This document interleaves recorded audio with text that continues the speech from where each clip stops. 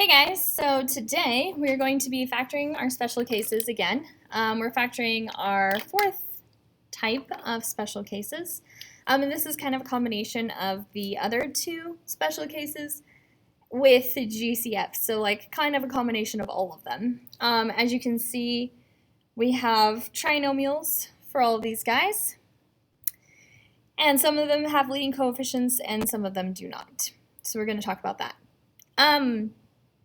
I thought it was really helpful to make a checklist, and this is a checklist. I'm just going to write on number 2 because I'm not going to do that one. This is just a checklist of what to look for when you're factoring. Okay, so when you're factoring, the first thing that we should look for is a GCF. Now, you don't have to. However, then you'll have to take a GCF out at the end, which gets complicated. So it's easier to just do it at the beginning, so that's my suggestion, is just start with taking out the GCF. Then you should look for your squares. And you're specifically looking at your first and your third terms. Then if you can't, if you don't have squares and you don't have a GCF, then you need to big X. And then lastly, we should look for squares again. I'm going to show you an example of how to use this cute little factoring checklist that we just made because I love it so much. Okay, so let's look at our first problem. So we're going to go through our first step. GCF, well, I don't have a leading coefficient on my x, so I won't have a GCF for this guy. Now I'm going to look for my squareds, and I'm going to look for my first term and my third term. Well, my first term, it's a perfect square, but my third term, 32, is not. So I can't perfect square anything.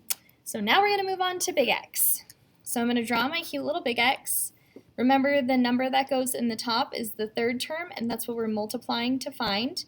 The number that goes on the bottom is my middle term, and that's what we're adding to find. So I want two numbers that multiply to be 32 and add to be negative 12.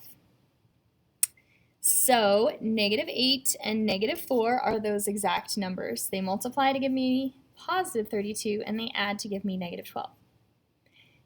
If you had perfect squares, we could skip this a little bit. Well, actually we can, but I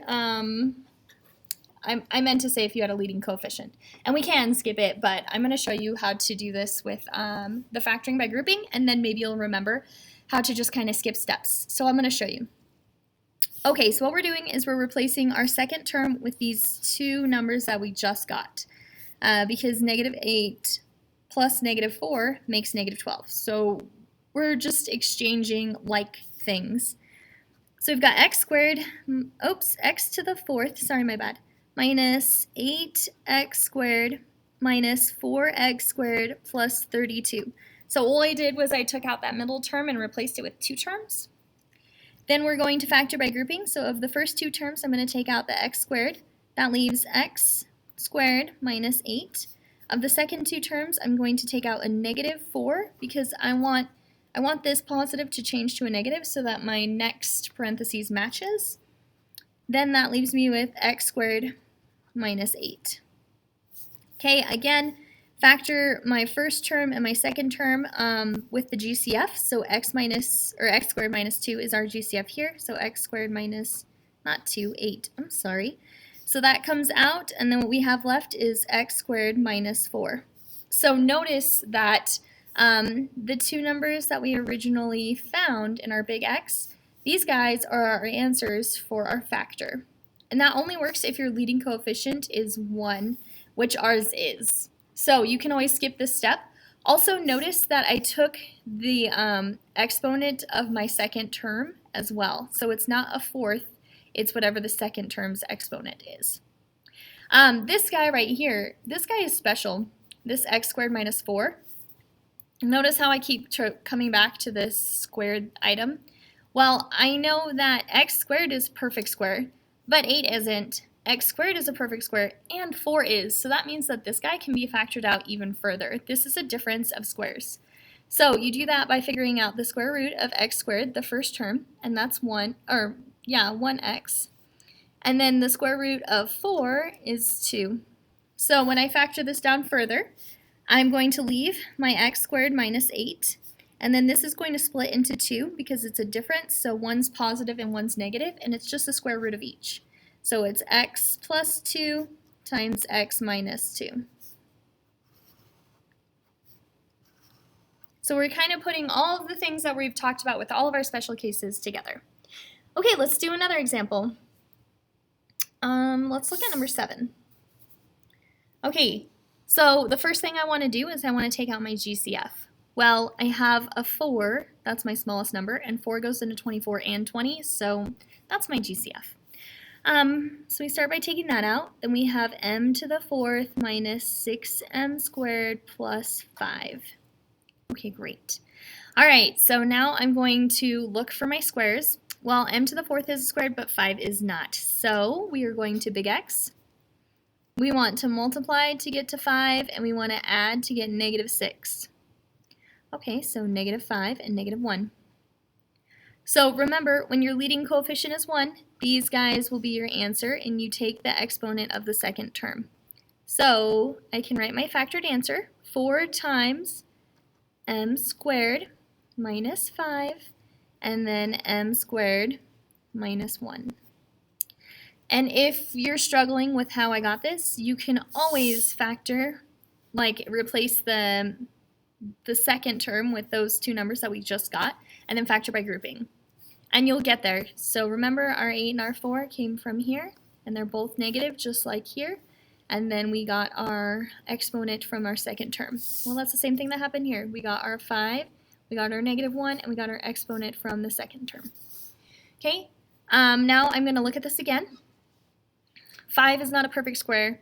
My 4 hangs out, but 1 and m squared are perfect squared.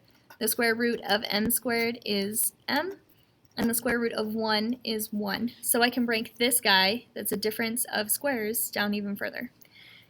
So we've got 4m squared minus 5, and then this answer, this factored answer, is going to be your square root of each, with 1 being positive and 1 being negative. So m minus 1 times m plus 1. And this is our final factored answer.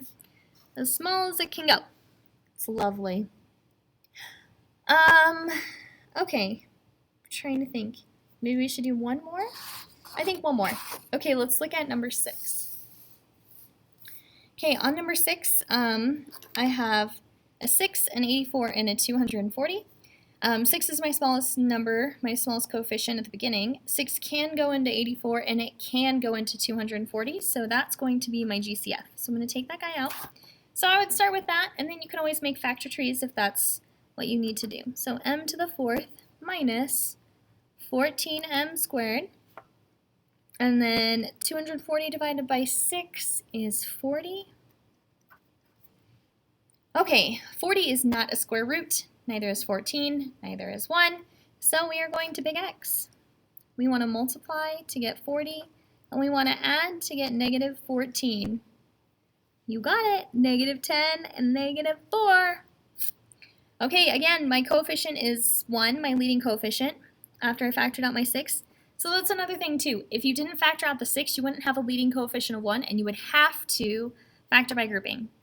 So this is actually nice because then you can use a shortcut, which is very fun. Okay, so we have 6m squared. We have to take the second term's exponent, and then it's minus 10 times m squared minus 4. 10 is not a perfect square, neither is 6, although we don't care about 6, but 4 and m squared are. The square root of m squared is m, and the square root of 4 is 2. So we are going to factor this guy out a little bit more. So we have 6m squared minus 10, and then we have m minus 2 times m plus 2, and this is our answer. Okay, I hope you enjoyed this video. Let me know if you have questions. Bye, guys!